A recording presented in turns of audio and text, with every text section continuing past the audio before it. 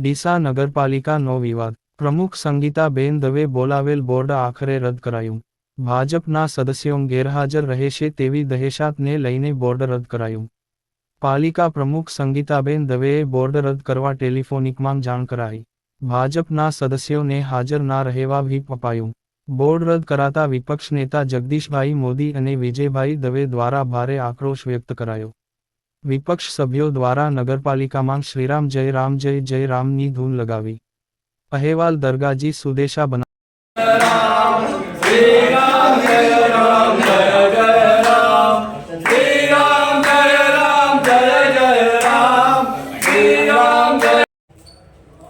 શું કહ્યું સાહેબ, આજે સાધારણ સભા હતી તે રદ કરવામાં આવ્યું છે?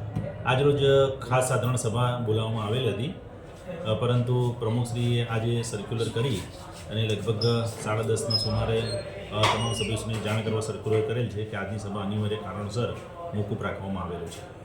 સાહેબ, અગાઉ પણ એકવાર બોર્ડ રદ થયું? હા, અગાઉ પણ એક વખત આવી જ રીતે બોર્ડ બોલાવવામાં આવેલું હતું, પરંતુ કોઈક કારણોસર દર્શાવવામાં એવું જ આવેલું હતું કે અનિવાર્ય કારણોસર એના લીધેથી બોર્ડ મોકૂફ રાખવામાં આવેલું હતું. સાહેબ, આપણી કચેરીની આગળ હાલ રામધૂન ચાલી રહી છે કેટલાક સદસ્યો દ્વારા, કયા કારણોસર છે? એટલે અમુક સભ્યોની માંગણી હતી કે વારંવાર આવી રીતે બોર્ડ મુલતવી રહે અને તેના કારણે કેટલાક કામો ખોરંભે ચડી જતા હોય છે, જે ના થવું જોઈએ. એને લઈ અને કેટલાક સભ્યોએ રામધૂન બોલાવેલી હતી. ઓકે સર, વારંવાર આ રીતે બોર્ડ કેન્સલ થાય છે તો એ વિકાસના કામોમાં કોઈ ફેર પડી ગયો છે?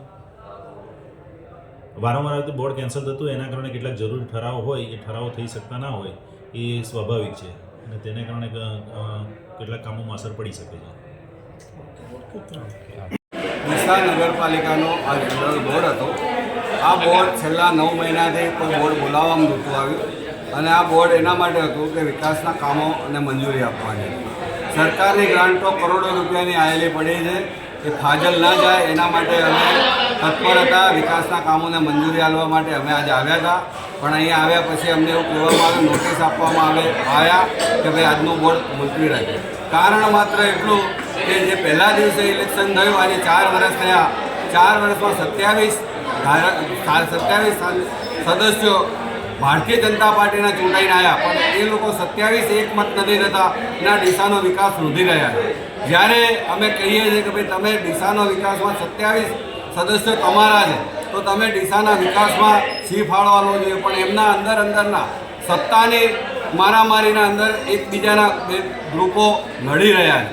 એ લડવાના કારણે જ્યારે આ બેનને પ્રમુખ બનાવવામાં આવ્યા એ દિવસથી એ લોકોનો વિરોધ હતો.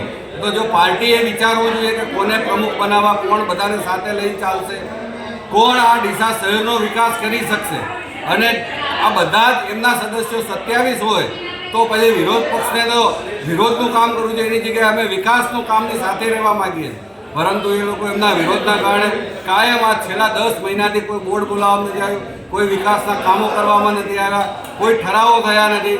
સરકારની કરોડો રૂપિયાની ગ્રાન્ટો પાછી જઈ રહી.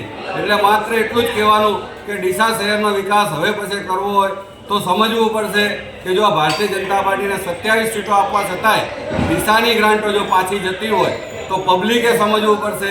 પબ્લિક 100% સમજી ગઈ છે.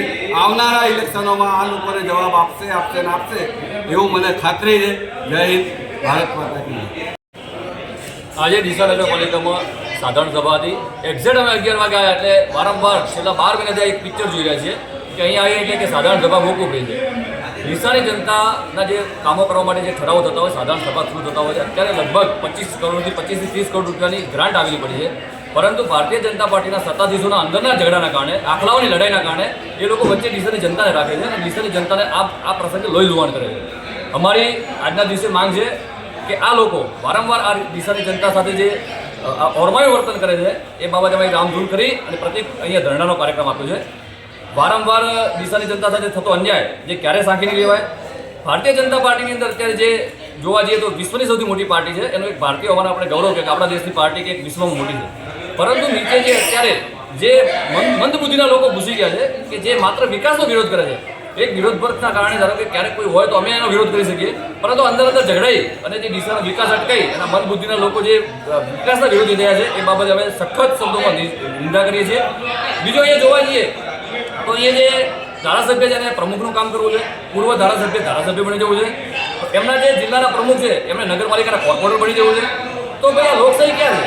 લોકશાહીનું આ સતત હનન કરી રહ્યા છે. એમને જો લોકશાહીમાં વિશ્વાસ ના હોય તો ભાઈ તમને સરમુખતાશાહી લઈ દો. બાકી લોકોથી ચૂંટાઈ અને જ્યારે તમે નાટકો કરો, નાટકો બંધ કરી દો. ડીસાની જનતા બધું જોઈ રહી છે.